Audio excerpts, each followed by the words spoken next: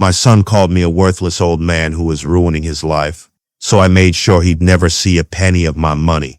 Listen, I need to tell you this story, because what happened to me could happen to anyone.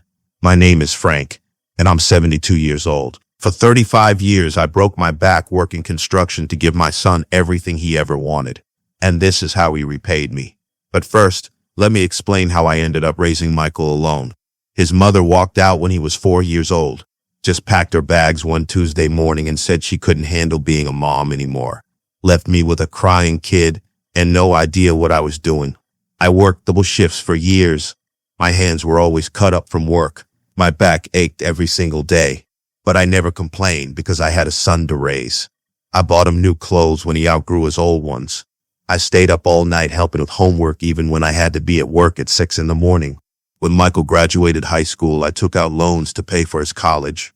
When he wanted to go to law school, I refinanced my house to help him. When he got married, I spent my entire savings on his wedding because I wanted him to have the perfect day. Michael became a successful attorney. He married Amanda, this fancy woman from a rich family. They had 2 kids and bought a huge house in the best part of town. I was so proud. All my sacrifice had paid off. At least that's what I thought. 2 months ago, I had a heart attack. Nothing too serious, but it scared me. Living alone in my 3-bedroom house was getting harder every day. The stairs hurt my knees. I couldn't keep up with repairs. Sometimes I wouldn't talk to another person for 3 days straight. So I called Michael and asked if I could move in with him for a while, just temporarily, until I figured out what to do next. You know what he said to me? He said I was too old and would be a burden on his family. He said Amanda didn't want an old man shuffling around their house. He said the kids would be embarrassed to have their grandfather living there. Too old, a burden, embarrassing. This was my son talking, the boy I raised alone, the man whose entire life I paid for. But that wasn't the worst part. The worst part was when he suggested I look into assisted living facilities, places that cost $4,000 a month, money I don't have. When I told him I couldn't afford those places, he actually said I should have saved better for retirement. Me, the man who spent his retirement savings on Michael's education and wedding. I hung up that phone feeling like someone had ripped my heart out of my chest. But you won't believe what I found out next. The horrible truth revealed. A week later, I was having lunch at Murphy's Diner when I overheard a conversation that destroyed my world. 2 women were sitting in the booth behind me. One voice sounded familiar. I turned around and saw Amanda, my daughter-in-law, talking to her sister Karen. What I heard made my blood freeze. Amanda was complaining about how long I was taking to die. She said Michael was getting impatient waiting to inherit my house. They had been planning to use my house as collateral to buy a bigger mansion. They had already picked out the house they wanted. They were just waiting for me to die so they could get their hands on my property. Karen asked what would happen if I lived another 10 years. Amanda laughed and said that would ruin all their plans. She hoped I would just go into a nursing home and fade away quietly. Fade away quietly. Fade away quietly. Like I was some old dog they wanted to put down. I sat there shaking, listening to my own family discuss my death like it was a business transaction. They weren't sad about losing me. They were annoyed that I was taking too long to die. But it got worse. So much worse. I started paying attention after that. I noticed things I had missed before, like how Michael never invited me over anymore, how he always had excuses when I wanted to see my grandsons, how Amanda would check her phone and look bored whenever I tried to talk to her. I realized I hadn't been to their house in 8 months. The last time was for Tyler's birthday party, and Amanda made it clear I should leave early. She said the kids had activities to do. It was a Saturday. They were 8 years old. What activities? Then my neighbor, Mrs. Rodriguez, told me something that made my stomach sick. She said she saw Michael driving by my house multiple times, slowing down, looking at it like he was inspecting it, like he was already planning what to do with it. Mrs. Rodriguez said Michael even asked her about the condition of my roof and whether I had any major repairs planned. He told her he was thinking ahead about maintenance issues, thinking ahead, planning for when I was dead. I hired a private investigator named Sarah. Yes, at 72 years old, I hired a PI to spy on my own son. Sarah used to be a police detective. She knew how to find out what people were really up to. What Sarah discovered made me want to throw up. Michael and Amanda had already put in a preliminary offer on a house worth $1.2 million. The offer was contingent on receiving an inheritance within 18 months. They were so sure I would die soon that they were already spending my money. Sarah showed me photos of Michael and Amanda touring the house with a realtor. In one picture, Amanda was pointing at a room and talking about where they would put my old furniture after I died. They had already planned out what to do with my belongings. My own son was treating my death like a real estate opportunity. That's when I knew I had to do something that would teach them the most expensive lesson of their lives. I spent 5 days thinking about what to do. I was hurt. I was angry. But mostly, I was disappointed. How had I raised a son who could be so heartless? Then I remembered something my father told me before he died. He said, never let anyone treat you like you don't matter, even if they're family. Especially if they're family. My father was right. I mattered. My life had value. And I wasn't going to spend my remaining years being treated like a burden by people who were supposed to love me. On Friday morning, I made a decision that would change everything forever. I called 3 real estate agents and told them I wanted to sell my house immediately. They all said the same thing. In this market, my house was worth at least $400,000. Way more than I ever imagined. But I didn't want to sell to just anyone. I wanted to sell to someone who would really drive Michael crazy. That's when I remembered the Hendersons. Tommy Henderson used to live next door when Michael was growing up. Tommy was 2 years older than Michael and used to pick on him constantly, called him names, stole his lunch money, made his life miserable. Michael hated Tommy more than anyone else in the world. Well, guess what? Tommy Henderson was now a successful contractor with his own business, and he had been looking for houses to buy and flip in our old neighborhood. I called Tommy and told him I had a business proposition. I explained that I wanted to sell my house quickly, and I would give him a good deal if he could close fast. Tommy was very interested, especially when I told him I would sell for $350,000, $50,000 below market value, if he could close within 2 weeks. Tommy asked why I was in such a hurry and why I was choosing him specifically. So I told him everything. How Michael was waiting for me to die, how he had rejected me when I needed help, how he and Amanda were already spending my inheritance money. Tommy started laughing. He said this was the best revenge opportunity he had ever heard of. Not only would he get a great deal on a house, but he would also get to stick it to Michael one more time. We shook hands right there in my living room. But selling the house to Tommy was just the beginning of my plan, because what Michael didn't know was that I had been working on something much bigger, something that would hit him where it hurt most. While Tommy was getting his financing ready, I was busy with phase 2 of my plan. I went to see my lawyer, Robert. He had been handling my legal affairs for 20 years. Good man. Very thorough. I told Robert I wanted to completely rewrite my will. Not just change it, completely start over. In my old will, Michael was getting everything. The house, my savings account, my life insurance money. Everything I had worked for during 35 years of hard labor. But my new will was very different indeed. I left everything to the Single-Parent Housing Foundation. Every penny of my estate would go toward building homes for parents who were raising children alone. Parents like I used to be. Parents who understood what real sacrifice meant. But here's the brilliant part. I didn't just cut Michael out of the will. I included a detailed letter explaining exactly why he was getting nothing. I wrote down every cruel thing he said to me. Every time he made me feel worthless. Every moment he chose money over family. The letter ended with these words. Michael, you told me I was too old to be part of your life, so I decided to make sure you were too selfish to be part of mine. But changing my will was just step 1 of my revenge. Step 2 was the house sale, and I made sure it would hurt Michael in the most personal way possible. Tommy Henderson closed on the house exactly 2 weeks later, but I didn't tell Michael about the sale. I wanted it to be a surprise, the kind of surprise that would haunt him forever.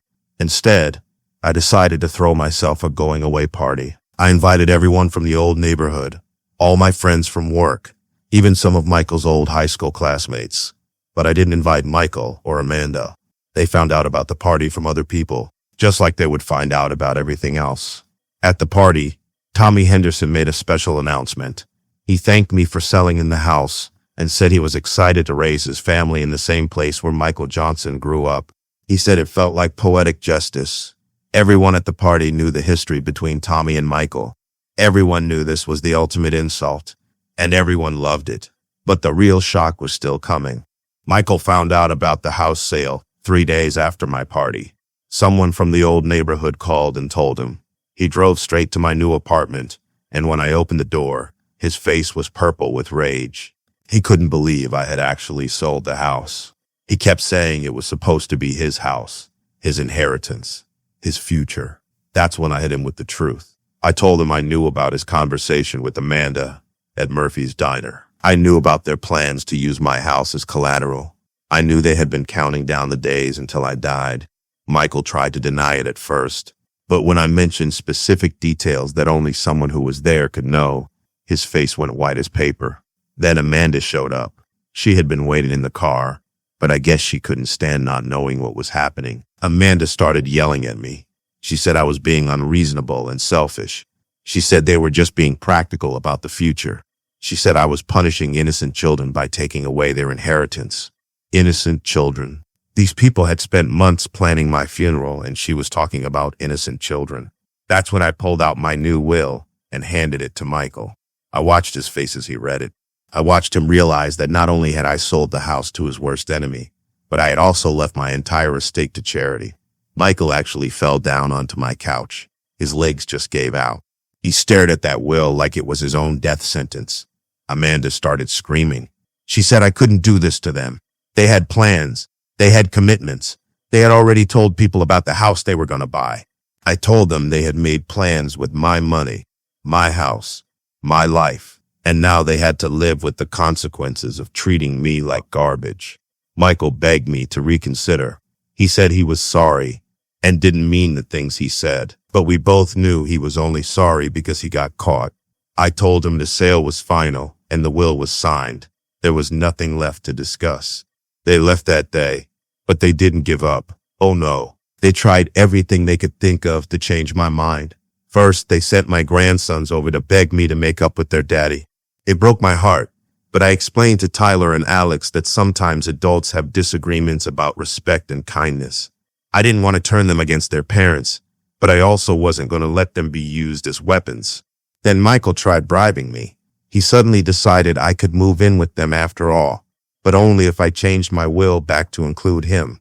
He offered me the guest bedroom and promised I could see the grandkids whenever I wanted, but I could see through his fake kindness. He didn't want me there.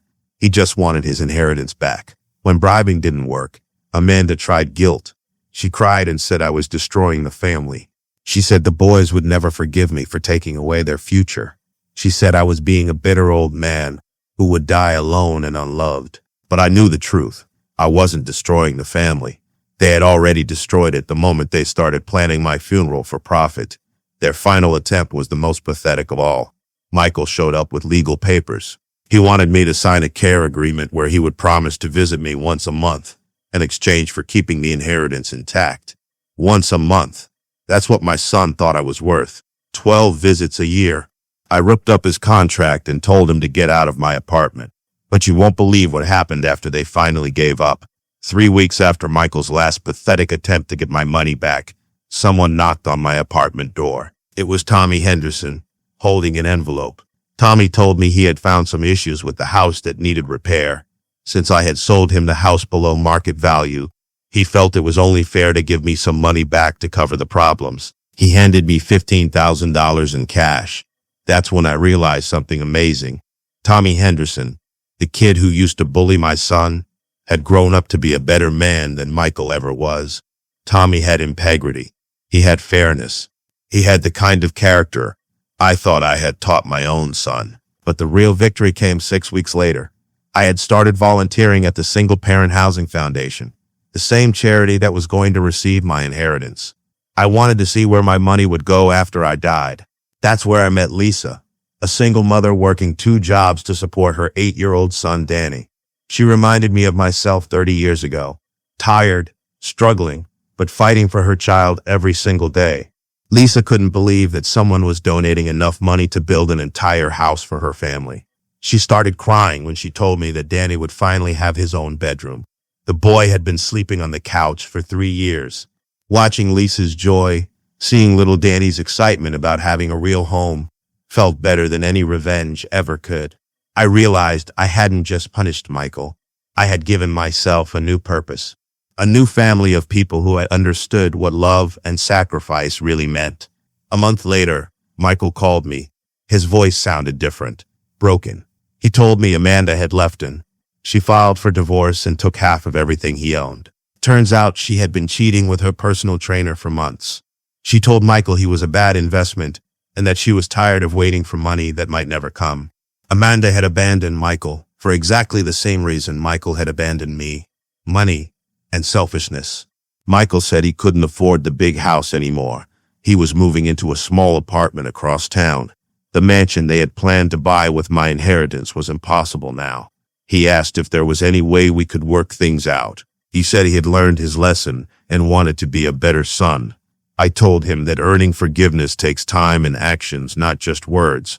I said if he really wanted to make things right, he needed to prove he had learned what it means to treat people with respect and kindness. 6 months later, something amazing happened. Michael started volunteering at the Single Parent Housing Foundation too. He works on construction projects every weekend. He doesn't ask me about money or inheritance anymore. He just works alongside me, trying to become the man I always hoped he would be. It took losing everything for him to remember what really mattered. And me? I'm happier now than I've been in years. I have a comfortable apartment in a nice part of town. I have new friends at the charity. I have a purpose that makes me feel valuable every single day.